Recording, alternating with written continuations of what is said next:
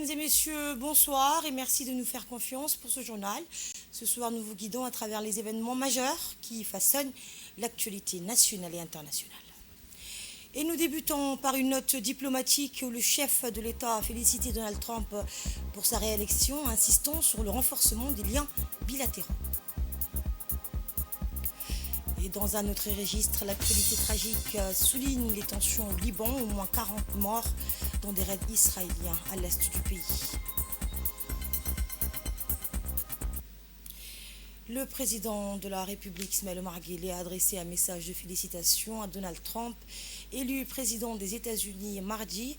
En mon nom personnel et au nom du peuple djiboutien, je vous adresse mes plus chaleureuses félicitations pour votre réélection en tant que 47e président des États-Unis, a-t-il écrit. Il a salué l'engagement et la confiance de Trump dans sa victoire, qualifiant celle-ci d'historique et impressionnante. Le chef de l'État a affirmé que Djibouti continuerait de soutenir les États-Unis dans leurs efforts pour la paix, la liberté et la démocratie, rappelant les valeurs communes et l'engagement des deux pays pour un monde plus sûr et prospère. Kamala Harris a reconnu sa défaite face à Donald Trump, mais a affirmé qu'elle n'abandonnerait jamais le combat. Dans un discours émouvant mercredi, elle a encouragé ses partisans à continuer le débat, à continuer le combat, soulignant que bien qu'elle accepte le résultat de l'élection, la lutte derrière sa campagne demeure. Elle a insisté sur la lumière de la promesse de l'Amérique et la nécessité de ne jamais renoncer. Après avoir annulé son discours le soir de l'élection, elle s'est exprimée depuis l'université Howard à Washington, mettant l'accent sur la passation pacifique du pouvoir. 8 ans après avoir choqué le monde politique et 4 ans après son départ de la Maison-Blanche, Donald Trump effectue un retour triomphal à la tête des États-Unis dans un scénario inédit où rien ne l'a évincé. Né à New York en 1946, cet homme d'affaires devenu star de la télévision s'impose en 2016 avec son slogan Make America Great Again, séduisant une large part de l'électorat. À 78 ans, il demeure une figure centrale de la politique américaine, représentant un outsider déterminé, capable de bousculer les conventions. Le Premier ministre et chef du gouvernement par intérim, Abdelkader Kamel Mohamed, a reçu ce matin à la primature le nouvel ambassadeur d'Algérie de Djibouti, Dr Mohamed Nasser Bessaklia. La suite dans cette séquence. Le Premier ministre et chef du gouvernement par intérim, M. Abdelkader Kamel Mohamed, a accueilli aujourd'hui en fin de matinée dans le salon d'honneur de la primature le nouvel ambassadeur de la République démocratique et populaire d'Algérie à Djibouti, Dr Mohamed Nasser. Cet entretien a porté sur des stratégies communes pour renforcer les relations bilatérales entre Djibouti et l'Algérie, en s'appuyant sur les liens historiques et fraternels. Les discussions ont mis en avant l'intégration économique et politique du continent africain, avec des initiatives, des collaborations impliquant la région du Maghreb, ainsi que la coopération dans les forums multilatéraux tels que l'Union africaine, la Ligue arabe et les Nations unies pour défendre les intérêts communs des deux nations. Le Premier ministre a fermement sollicité le soutien de l'Algérie en faveur de la candidature de Djibouti à la présidence de la Commission africaine. La ministre de la Ville, de l'Urbanisme et de l'Habitat, Mme Amina Abdi Aden, participe au 12e Forum urbain mondial qui se déroule au Caire du 4 au 8 novembre. Sous le haut patronage du président égyptien, accompagnée de sa délégation, elle a pris part à plusieurs tables rondes ministérielles organisées par l'ONU Habitat et le gouvernement égyptien, où elle a partagé l'expérience de Djibouti en matière de développement urbain. Ce forum constitue une plateforme d'échange et de partenariat pour promouvoir le nouvel agenda urbain adopté en 2016 lors de la conférence Habitat 3. À l'issue de l'événement, une charte commune a été adoptée pour la mise en œuvre de cet agenda. Retour à Djibouti où l'Assemblée nationale a organisé du 4 au 7 novembre une formation avec l'Union interparlementaire pour renforcer les compétences des députés en législation, information et contrôle de l'exécutif. Élément de réponse avec Samat El-Serid. Dans le cadre du renforcement des capacités de l'efficacité et la transparence des travaux parlementaires, l'Assemblée nationale de Djibouti a organisé du 4 au 7 novembre une formation en collaboration avec l'Union interparlementaire. À l'occasion de la clôture de l'atelier, le deuxième vice-président, l'honorable Omar Ahmed, a tenu à exprimer au nom de l'Assemblée nationale et de son président ses sincères remerciements à l'ensemble des honorables parlementaires et aux administrateurs pour leur participation active. Il a souligné l'utilité des points abordés pendant cet atelier pour le renforcement des capacités des parlementaires. Il s'est dit convaincu que les objectifs objectifs de l'atelier avaient été atteints grâce à la participation active et aux contributions de qualité des députés. Durant ces 4 jours, les députés ont pris part à une série de sessions, d'échanges, de perfectionnement visant à optimiser le fonctionnement, la préparation et le suivi des activités de leur commission. Ces sessions de formation ont permis aux parlementaires d'approfondir leur compréhension des missions fondamentales des commissions parlementaires, notamment en matière de législation, d'information et de contrôle de l'exécutif. Ils ont ainsi pu explorer en détail les responsabilités qui leur incombent pour remplir leur mandat de manière efficace et responsable. Et le deuxième vice-président Omar Ahmed a tenu à exprimer au nom de l'Assemblée nationale et de son président ses sincères remerciements à l'ensemble des parlementaires et des administrateurs pour leur participation active. Nous l'écoutons.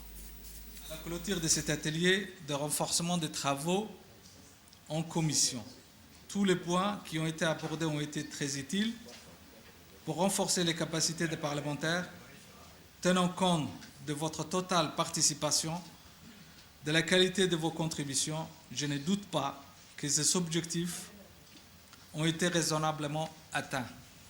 Chers collègues, comme vous le savez, cet atelier s'inscrit dans le cadre d'un schéma de formation continue que nous avons établi au début de cette 9e législature.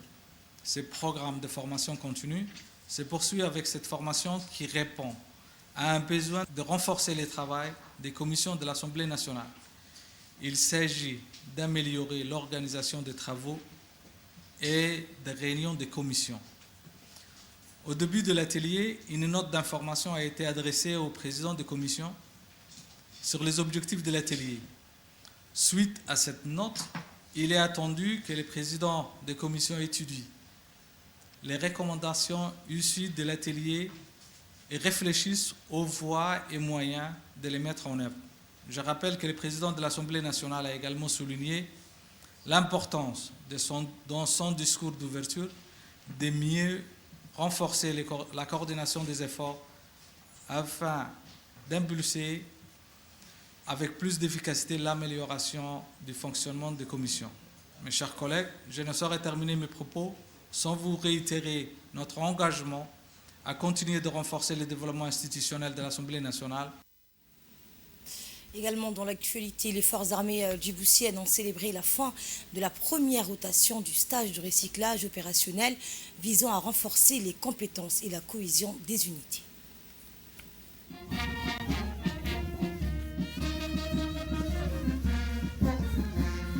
Sous la présidence du chef d'état-major général des armées, que les forces armées djiboutiennes ont célébré aujourd'hui la fin de la première rotation du stage de recyclage opérationnel initié le 5 octobre dernier. Ce programme, organisé sur le site Bolis-Ed Gabani, visait à renforcer les compétences tactiques et la cohésion des unités de l'armée. Officiers, sous-officiers, militaires de rang se sont réunis au centre d'instruction tactique et technique d'Ambouli, au camp Cheikh Ousmane, pour marquer cette occasion, témoignant des semaines d'efforts intensifs et d'engagement durant ce stage. Éléments recyclage rassemblés, 408 dans le rang, lieutenant-colonel Elie Abdouma, commandant de l'école, en général. Cette première rotation a permis aux participants de se former dans des environnements exigeants, dans une école de persévérance, d'adaptation et de solidarité. Ils ont ainsi pu renforcer leurs compétences techniques et tactiques tout en ravivant l'esprit de cohésion.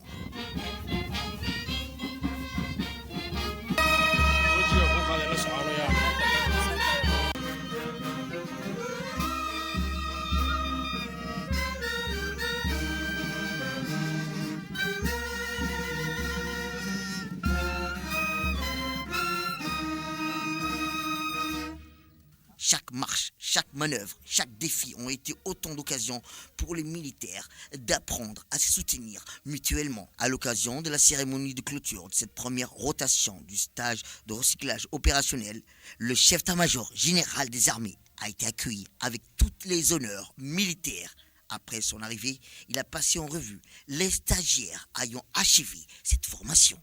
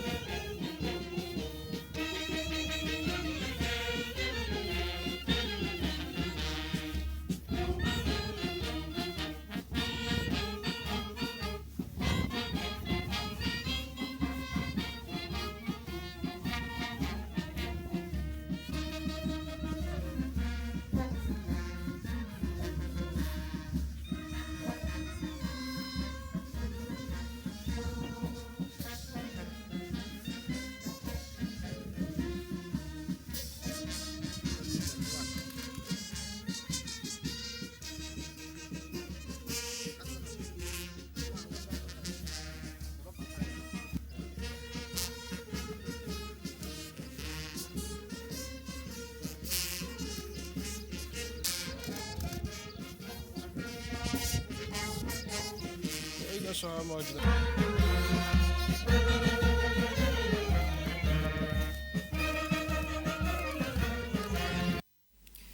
Écoutons un extrait du discours prononcé par le colonel Dahir Hassan Abadid. استرجعوا مكالمة. Mot du chef d'état-major général des armées, le général de corps d'armée Zakaria Cheikh Ibrahim, le 7-11-2024. Officiers, sous-officiers, militaires de rang, en ce jour, c'est avec une fierté que je vous adresse ce mot. Vous voici rassemblés ici au camp Cheikh Ousmane, après des semaines d'efforts intensifs et de dépassements de soi, pour célébrer l'achèvement de la première rotation du stage de recyclage opérationnel qui avait débuté le 5 octobre 2024. Ces dernières semaines, dans des lieux aussi exigeants que Boli, Saïd Gaban, Ol, vous vous êtes engagé dans une formation rigoureuse. Vous avez accompli bien plus qu'un simple exercice. Ce stage de recyclage a été une école de persévérance, d'adaptation et de solidarité. Il incarne la continuité de notre doctrine, établie en 2022.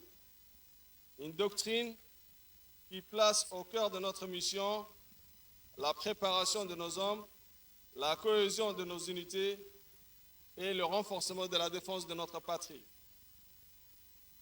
Vous avez été les premiers à prendre part à cette rotation et vos efforts reflètent l'ambition que nous portons pour notre armée, une armée unie et résolument engagée dans l'avenir.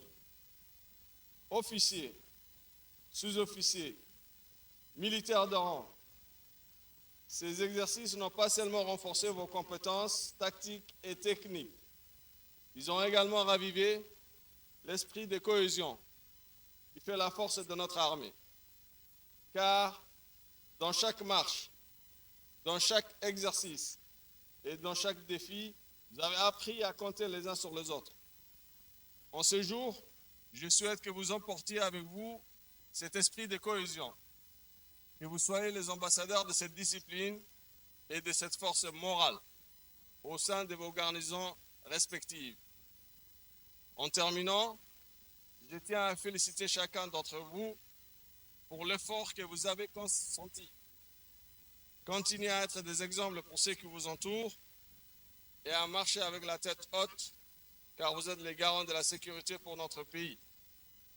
Inquiétino, Medunimo, Al-Wahda, unité, vive l'armée djiboutienne, vive la République de Djibouti. Signé le chef d'état-major général des armées, le général de corps d'armée Zakaria Cheikh Ibrahim. Et prenant la parole à son tour, le général de corps d'armée Zakaria Cheikh Ibrahim a indiqué, je cite, « Aujourd'hui, je vous appelle à l'unité, que vous soyez en service ou non, nous devons être solidaires et fiers de notre engagement envers Djibouti. Porter cet uniforme est un honneur et une responsabilité. Djibouti est une nation indivisible et nous devons préserver cette unité au quotidien. Soyez dignes de l'armée djiboutienne, portez son nom avec fierté et agissez avec fraternité et honneur. Prenez soin de notre pays, de notre foi et de notre statut militaire. » L'Institut des études diplomatiques a organisé lundi un panel sur le renforcement de la coopération entre la Turquie et l'Afrique à la suite de la 3e conférence Afrique-Turquie tenue à Djibouti du 2 au 3 novembre. Ce panel visait à explorer de nouvelles pistes pour intensifier les relations entre les deux régions.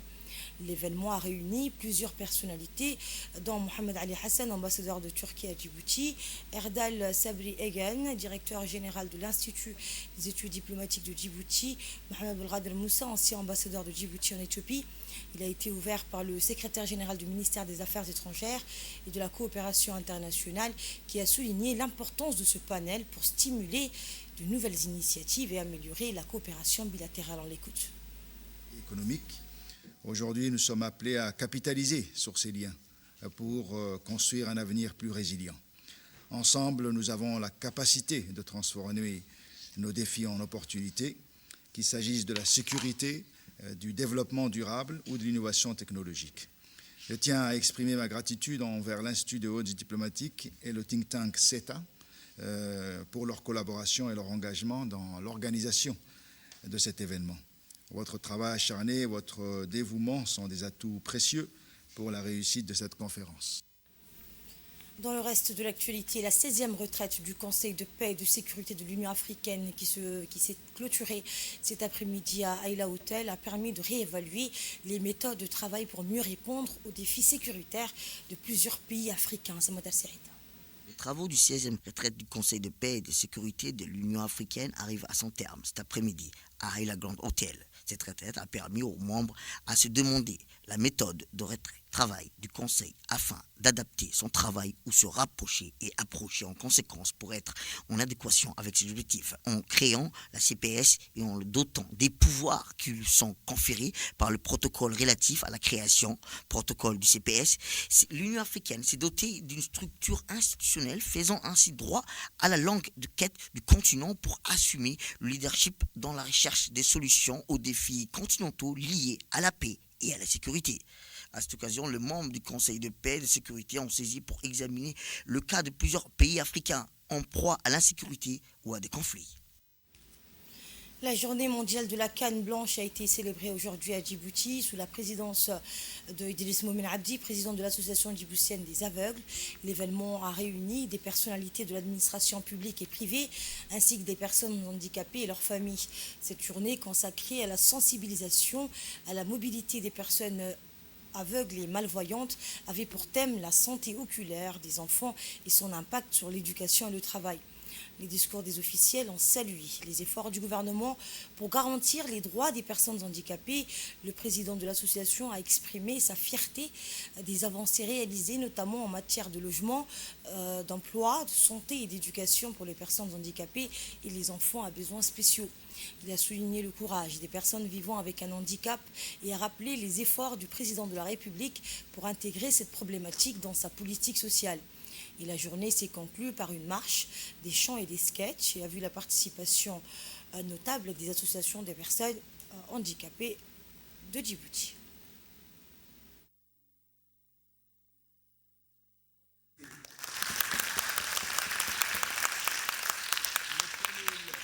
En effet, cette journée est une journée extraordinaire pour les étudiants non-voyants car ils montrent leurs compétences, leurs capacités et leur volonté devant leurs responsables.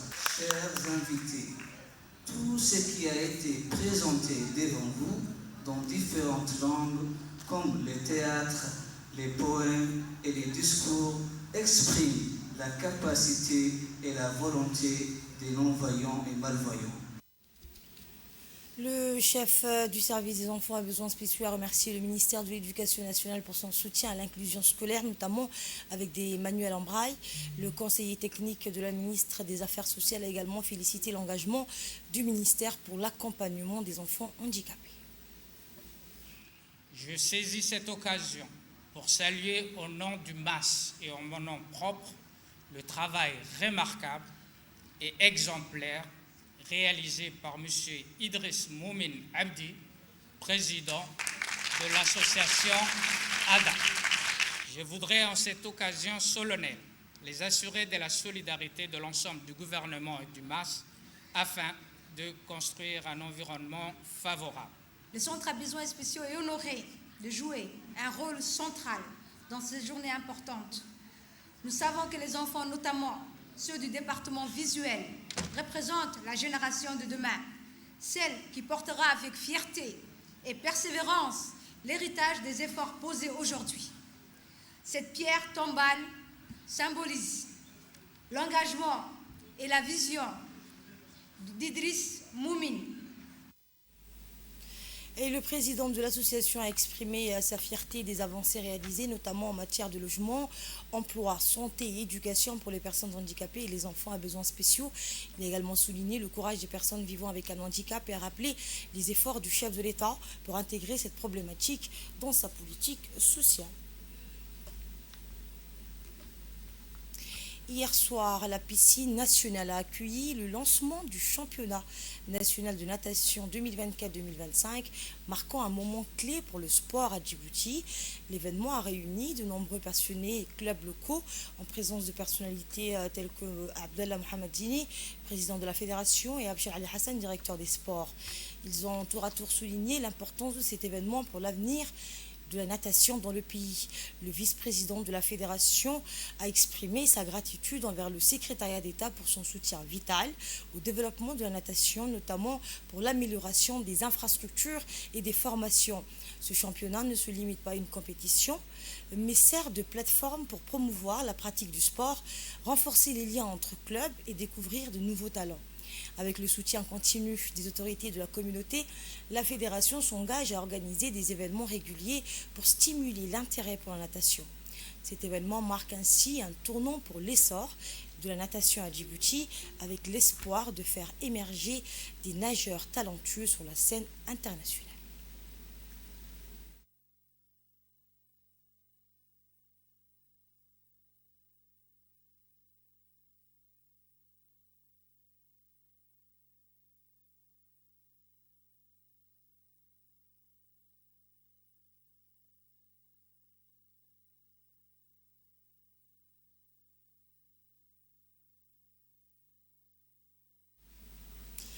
Dans le cadre de la mission de clôture du programme, une équipe de l'UGP du ministère de l'Agriculture, accompagnée des experts du FIDA, a mené une mission de 8 jours dans les zones d'intervention du programme, à savoir les régions de Dikil, d'Arta et de Tadjoura.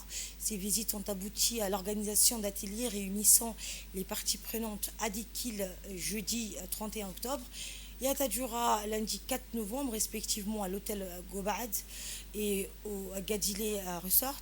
Ces ateliers présidés par les préfets des régions ont permis de partager les retours des bénéficiaires du programme qui ont formulé des recommandations constructives en vue de garantir la pérennisation des acquis.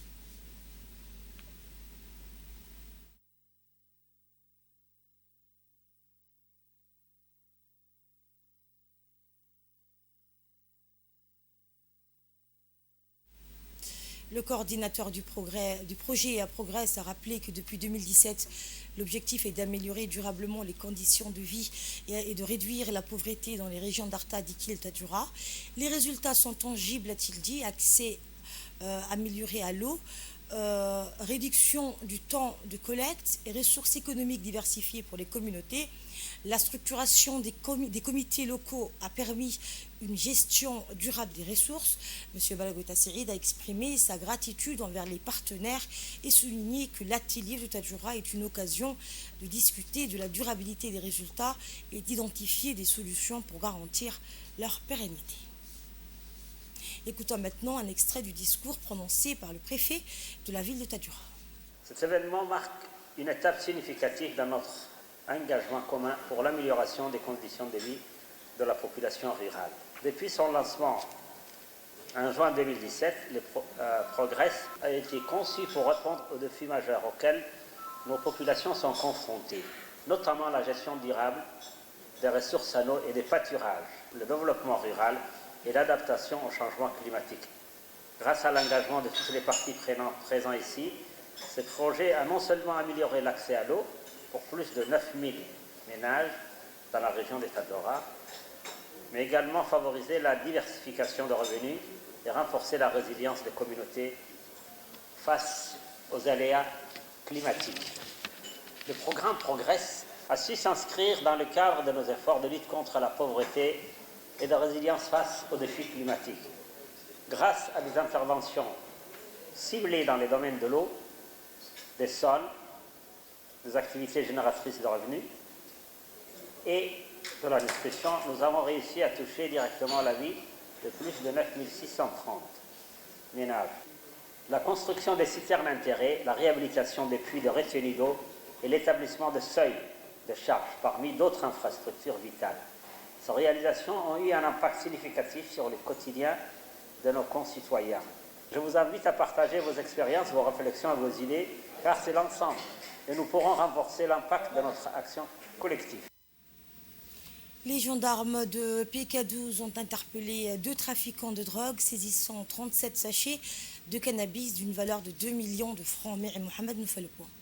Le 4 novembre 2024, à 14h30, le gendarme de la brigade de BK12 ont obtenu des renseignements selon lesquels le secteur commercial du quartier BK12 serait devenu un lieu propice à diverses transactions illicites entre 15h et 18h. Suite à ces informations, les gendarmes ont mené des opérations de surveillance dans le secteur mentionné. C'est vers 15h que leur attention a été attirée par la présence d'un individu suspect transportant un sac à dos à bord d'une moto en stationnement. Cet individu s'apprêtait à remettre le sac à dos à une autre personne connue défavorablement dans des services judiciaires. Se doutant de cette transaction, les enquêteurs sont intervenus discrètement et ont interpellé les 2 individus sur place. Lors de la perquisition effectuée sur le sac à dos, les gendarmes ont découvert 5 sachets noirs contenant 1 kg d'herbe de cannabis. Confrontés aux produits saisis, les 2 trafiquants ont accepté de coopérer avec les enquêteurs. Sur indication du livreur principal, les investigations ont conduit les forces de l'ordre à une habitation située au centre-ville, utilisée comme point de stockage. Au cours de cette opération de perquisition, les gendarmes ont découvert 32 sachets d'herbe de cannabis dans une pièce de la maison, ainsi que 5 téléphones portables et 10 000 bures éthiopiens en espèces. La totalité des marchandises saisies comprend 37 sachets et la valeur de marchande de ces produits pèse 15 kg et est estimée à environ 2 millions de francs Djibouti. Compte tenu de la gravité des faits, les 2 trafiquants seront traduits devant la justice pour répondre de leurs actes. Et au Liban, des frappes israéliennes sur l'est du pays, notamment à Baalbek, ont fait au moins 40 morts hier soir. Les secours poursuivent leur recherche de survivants dans les décombres. C'est ce qu'a annoncé le ministère libanais de la Santé. Au moins 40 personnes ont été tuées ce mercredi soir par des frappes israéliennes sur l'est du Liban, notamment la ville de Baalbek, où les secours cherchent encore des survivants dans le décombres, a annoncé dans la soirée le ministère de la Santé. Le bilan comprend 11 personnes tuées dans la ville de Baalbek, dont 9 dans le district de Chikan. Des témoins à Baalbek ont vu des sauveteurs chercher des survivants sous le décombres sur un quartier pauvre. En outre, une frappe israélienne a tué 16 personnes dans le village de Nasriya, selon le ministère. Les opérations de sauvetage se poursuivent pour retrouver les personnes disparues, a souligné la même source. L'armée israélienne n'a pas émis d'avis d'évacuation pour l'est du Liban. Israël a intensifié ses raids aériennes sur le sud du Liban, à Beyrouth, dans l'est de la vallée de Bekaa, à partir du 23 septembre, après une année de tirs transfrontaliers. Plus d'un an d'affrontements qui ont dégénéré une guerre en septembre ont tué au moins 3050 personnes et fait 13 658 blessés au Liban, selon le chiffre du ministère de la Santé. Et c'est la fin de cette édition. Merci de l'avoir suivi.